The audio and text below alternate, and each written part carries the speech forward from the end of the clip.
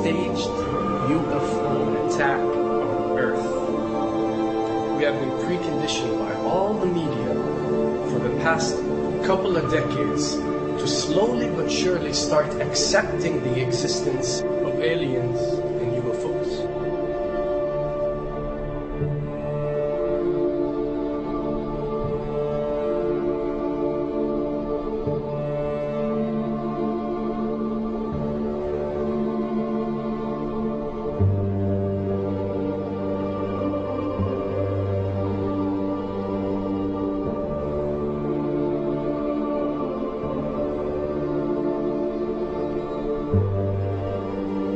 I can tell you right now that 99% of every UFO sighting that has ever taken place has actually not been an unidentified flying object, because this has always been military technologies.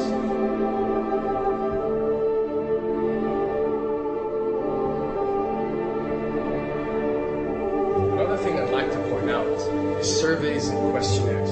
You know, we get surveys and questionnaires all the time, sent out by the state or by the government or by our rulers and our officials and so on and so forth.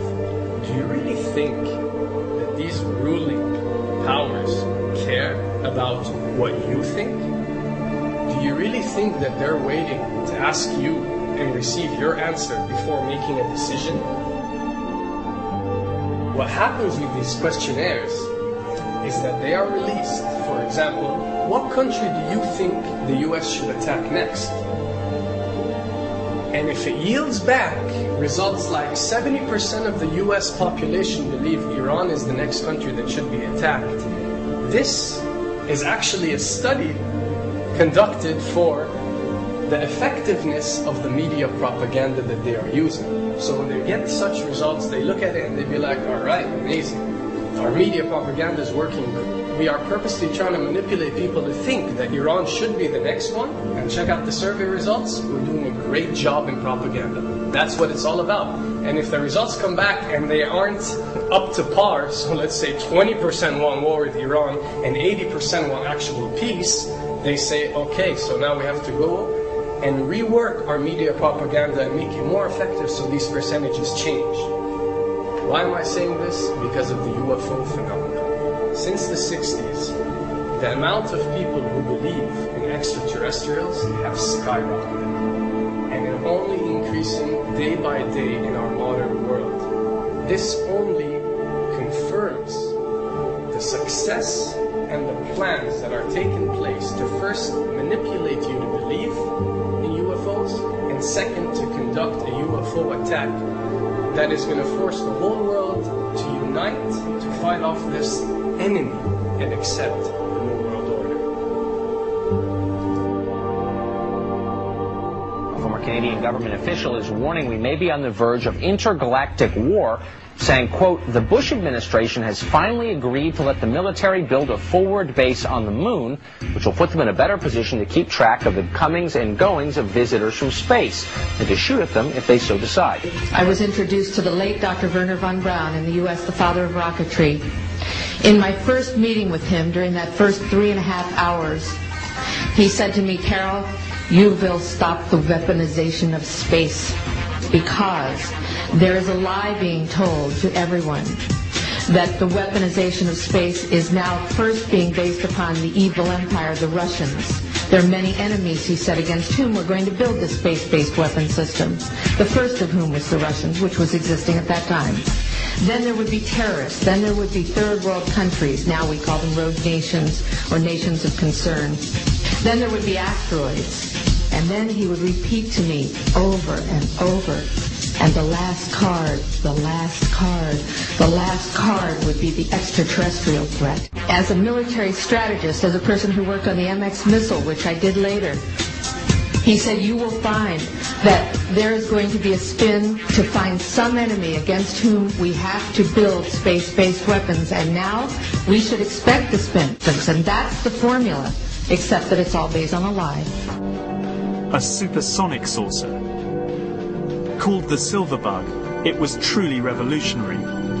The plans show in detail a multi-jet engine craft that boasted amazing maneuverability and speed. It's an intriguing thought that this concept may tie in with the work of the German scientists who brought saucer technology to the US at the close of the Second World War. What was needed were certain cover stories. What do you do when people are spotting aircraft and then telling reporters that they've seen something very unusual flying out of an airbase in Nevada? And frankly, this was the origin of a lot of the sightings that took place in the mid-50s, 1954, 55, 56, of unidentified flying objects, the UFOs. So the CIA was involved in encouraging people to believe that, yes, they saw UFOs, and the CIA and the military tried to be very helpful to reporters to get these stories out, to divert the attention of the country, and particularly the people in this region, about what they had actually seen. Mexican Air Force pilots capturing on videotape what are said to be 11, count them, 11 UFOs. The Mexican Air Force has released a video that some of you are going to find difficult to believe. A journalist says it shows images of UFOs tracking a Mexican military plane. So what's the truth about UFOs?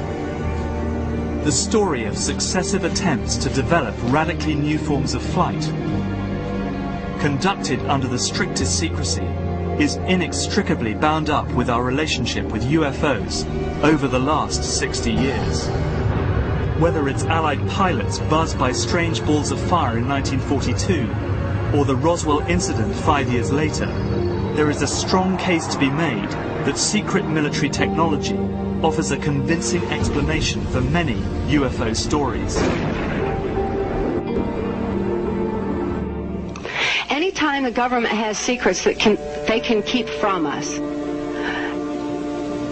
they can manipulate us by those secrets. In essence, they still remain 25 years at least ahead of us in technology, information, and knowledge, and secrets, and they are using them against us. I heard over the years many times over that the plan to usher in the New World Order would be to make all the people in this country and around the world feel totally helpless to prevent the New World Order from occurring, this world dominance plan, by saying that we had been invaded by aliens, so that we would say, oh, please, UN, come in and help us all. So bear in mind that there is a planned orchestration to get people to be submissive through the secret technology and information that they're keeping from you under the blanket of the so-called National Security Act.